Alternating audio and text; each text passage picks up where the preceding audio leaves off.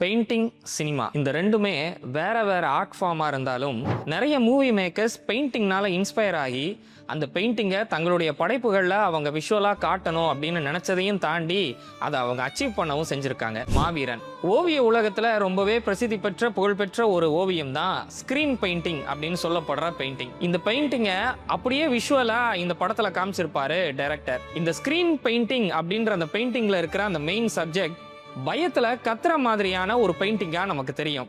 இந்த படத்துல ஹீரோவான எஸ்கே அவர்களும் ரொம்ப பயந்த சுபாவமா இருப்பாரு.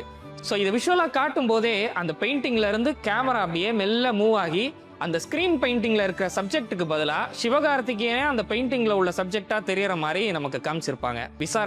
விசாரணை படத்துல வர்ற இந்த ஒரு சீனை பாத்தீங்க அப்படின்னா இதுல முதல்ல வர்றவர் ரொம்ப தைரியமாவும் அதுல இருந்து அடுத்தடுத்த நபர்கள் ரொம்ப பயத்தோடையும் வலியோடையும் வர்ற மாதிரி காமிச்சிருப்பாங்க. குரங்குல இருந்து மனிதன் எந்த அளவுக்கு பரிணாம வளர்ச்சி அடைஞ்சு வந்தா அப்படின்றத நீங்க நிறைய இடங்கள்ல பெயிண்டிங்கா பார்த்துருப்பீங்க. ஸோ இந்த ஃப்ரேம் ஏதோ அந்த பெயிண்டிங்கோடைய ரெஃபரன்ஸ் மாதிரியே எனக்கு தோணும்.